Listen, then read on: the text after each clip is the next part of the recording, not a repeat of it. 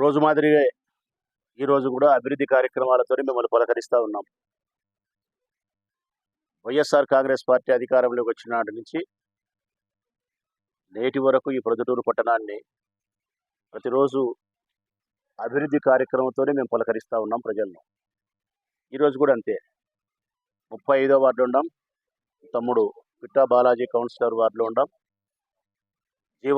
జీవనజ్యోతి school centre, ఆకులవారి వీధి అంటారు, దర్గా బజార్ అంటారు.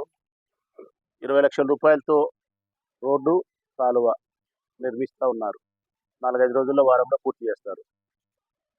ఇప్పటికే దాదాపు ఈ 20 లక్షల పనితో ఈ వార్డులో దాదాపుగా 80 నుంచి కోటి రూపాయల వరకు అభివృద్ధి కార్యక్రమాలు చేసినారు. ఇంకా ఎక్కడైనా ఏదైనా పనులుంటే వెతకమని కూడా చెప్తా ఉన్నాం. స్థానిక కౌన్సిలర్ కూడా చిన్న చిన్న పనులు ఇంకొక 10-15 లక్షలకు ఉంటే గొప్ప అన్న అంటున్నాడు. అంతకంటే లేవు. అవి కూడా నేను గుర్తించినాను, కౌన్సిల్ దృష్టికి తెస్తా ఉన్నాను, తెచ్చినాను. ఈ ఎలక్షన్ అయిపోయే లోపల అవి కూడా పూర్తి చేస్తాము. నోటిఫికేషన్ కంటే ముందే వర్క్ ఆర్డర్ తీసుకొని తర్వాత ఎలక్షన్ అయిపోయే లోపల పనులు పూర్తి చేస్తాము. ఎక్కడే కానీ ఈ వార్డులో ఇక్కడ రోడ్డు లేదనో కాలువ లేదనో అడిగే పరిస్థితి లేదు. ఈ వార్డే కాదు, ఏ వార్డులో కూడా ప్రతిరోజు నేను చెప్పేది అదే.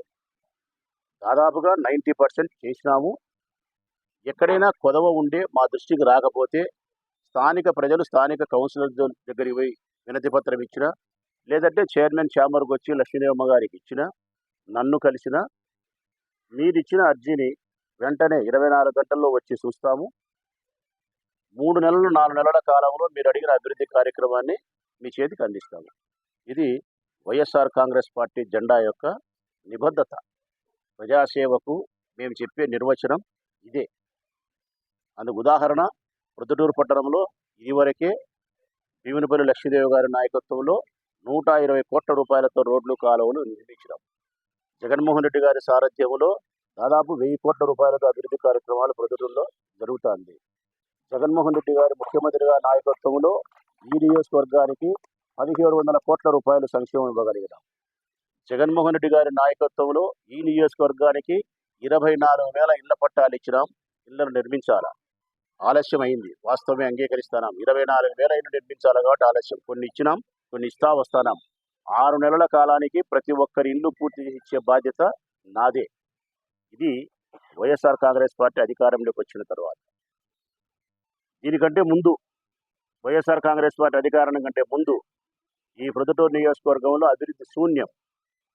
ఎక్కడే కానీ కావలసిన రోడ్డు లేదు, కాలువ లేదు, అందమైన పార్కులు లేవు, త్రాగడానికి మంచినీళ్ళు లేవు. 15-20 సంవత్సరాలుగా త్రాగునీటికి ఇబ్బందిగా ఉండే ఈ ప్రొద్దుటూరు పట్టణాన్ని గాలికి వదిలేసింది తెలుగుదేశం పార్టీ, స్థానిక తెలుగుదేశం పార్టీ నాయకులు. వైఎస్ఆర్ కాంగ్రెస్ పార్టీ అధికారంలోకి వచ్చిన తర్వాత మీ ఎమ్మెల్యే, మీ శాసనసభ్యుడు, మీ చైర్మన్ భీమునిపల్లి లక్ష్మీదేవి గారు 150 కోట్ల రూపాయలతో గండికోట నుంచి మైలవరానికి, మైలవరం నుంచి ప్రొద్దుటూరు పెద్ద కొలాయిల దగ్గరికి, పెద్ద కొలాయిల దగ్గర నుంచి 17 వాటర్ ట్యాంకులకు నీళ్లు ఎక్కించి రోజు ఒక్కమారు మీ ఇంటికే నీళ్ళు ఇస్తా ఉన్నాం. ఈ ప్రొద్దుటూరు పట్టణంలో ఉండే 41 వార్డుకు సంబంధించిన ప్రజలను ముకులిత హస్తాలతో నేను అడుగుతా ఉన్నా. నీళ్లు వస్తానాయా? రాలేదమ్మా. మీ బిడ్డ మీకు నీళ్లు అందించినాడా? అందించలేదమ్మా. 19 నుంచి 24 సంవత్సరం నాటికి మీకు నీళ్లు అందిస్తేనే ఎలక్షన్లో నామినేషన్ ఇస్తానని చెప్పి మీకు మాట ఇచ్చిన మాట నిలబెట్టుకున్నాడా? మీ బిడ్డ నిలబెట్టుకోలేదనేది నా అక్క చెల్లెమ్మల్ని అడుగుతా ఉన్నా.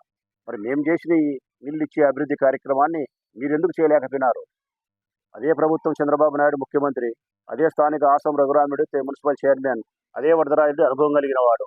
మరి తెలుగుదేశం పార్టీకి మీకు అనుభవం ఉండి, మీ ముఖ్యమంత్రి ఉండి, మీ చైర్మన్ ఉండి, మున్సిపల్ ఖజానాలో డబ్బులుండి ఎందుకు నీళ్ళు లేకపోయినారు? శ్రీశైలం నుంచి గండికోటకు, గండికోట నుంచి మైలవరానికి, మైలవరం నుంచి ప్రొద్దుటూరుకు నీళ్లు మీరు ఎందుకు తెప్పించలేకపోయినారు? మరి అదే ముఖ్యమంత్రి మాకుండాడు, అదే మున్సిపల్ చైర్మన్ పాలకవర్గం మాకుంది, ఇదే ఎమ్మెల్యేనే. మనుషులు మారినారు, అధికారం మీకు ఒకటే మాకు ఒకటే, కానీ నిబద్ధత మీకు లేదు, మాకుంది. ప్రజాసేవ చేయాలనే సంకల్పం మీకు లేదు. ప్రజలను ఓటర్గా మీరు చూసినారు, ప్రజల కష్టాలను మాత్రం వైఎస్ఆర్ కాంగ్రెస్ పార్టీ జెండా చూసింది. అందుకే మీరు ఎంతసేపునే రాజకీయ నాయకులే, మేము ఎంతసేపునే ప్రజాసేవకులమే. ఎలక్షన్ వస్తే తీర్పు మాకు అనుకూలంగా ఇస్తారు తప్ప మీకు అనుకూలంగా ఇవ్వరు. ఇది ఎన్నిసార్లు నేను వాళ్ళకి చెప్పినా. ప్రజలకు అవసరమైన అభివృద్ధి కార్యక్రమాల గురించి మాట్లాడరు.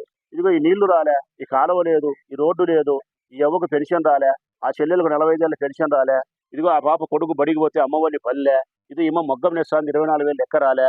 ఇట్లాంటి విషయాల మీద మాట్లాడండి రా మగడా అంటే మేము అవి మాట్లాడడం మీ నాయన నీకు భూ పెట్టలేదంటనే, నీ పిల్లం నీతో మాట్లాడలేదంటనే, నీ పిల్లం నువ్వు కొట్లాడుకునేయాలంటనే.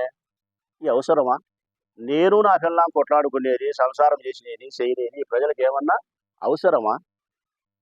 మా నాయన నాకు ఆస్తి ఇచ్చినేది ఇయ్యనేది ప్రజలకు ఏమన్నా అవసరమా? ఇలే. నువ్వు మటుకు ఆడిపించినావు, నీ క్రికెట్ ఆడిపించినావు అంటే ప్రజలకు అవసరం లేనేటి, ప్రజలకు పనికిరాని విషయాలు, పనికిమాలిన విషయాలు మాత్రమే మాట్లాడుతుంది తెలుగుదేశం పార్టీ తప్ప, ప్రజాక్షేత్రంలో ప్రజలకు, సామాన్య ప్రజలకు దైనందిన జీవితంలో ఎదురయ్యే ఆర్థికపరమైన సమస్యలతో కూడిన మనిషి జీవితానికి అవసరమైన సమస్యల గురించి మీరు ప్రస్తావించింటే ఒట్టు. మేము మాట్లాడినాం 26 సంవత్సరాలుగా, 1996 నుంచి ఇప్పటి వరకు మేము మాట్లాడిన ప్రతి మాటలు అవే. ప్రతి మనిషి కష్టానికి సంబంధించినట్టు మేము మాట్లాడినాం. బువ్వ లేకపోతే ఎట్లా అని మాట్లాడినాం, ఆలోచించినాం. పాప పెద్ద మనిషి ఏంటంటే ఫంక్షన్ అంటే ఎట్లా అంటే ఆలోచించినాం. మరణం ఎట్లా అంటే ఆలోచించినాం. పెళ్లి ఎట్లా అంటే ఆలోచించినాం. పెన్షన్ రాలేదంటే ఎట్లా ఆలోచించినాం. నా భర్తకు బాగలేదు ఆసుపత్రి అంటే ఆసుపత్రికి పోయినాం. ప్రతి నిత్యము 26 సంవత్సరాలుగా మేము మాట్లాడిన మాటలు, మేము చేసిన పనులు ఇవే. ఇవి చేయమనే మిమ్మల్ని అడుగుతానా? మేము అవి చెయ్యము. ఎంతసేపునే ఇవే మాట్లాడతాం. మీ అమ్మ కొట్టిందే. 2 సంవత్సరాల కిందట కరోనా వస్తే ఒక్కరన్నా ఉన్నారా మీరు పొద్దుటూరులో తెలుగుదేశం పార్టీ నాయకులు? సిగ్గుందే మీరు ఇప్పుడు ఓటాడగనీకి? వరదరాజులుడి ముసలోడైనాడని చెప్పి కరోనా తగులు కూడా నువ్వు చచ్చిపోతావు నాయనని చెప్పి కొండారెడ్డి తీసుకుపోయి DOS ఇంట్లో పెట్టాడు. ప్రవీణ్ వాళ్ళ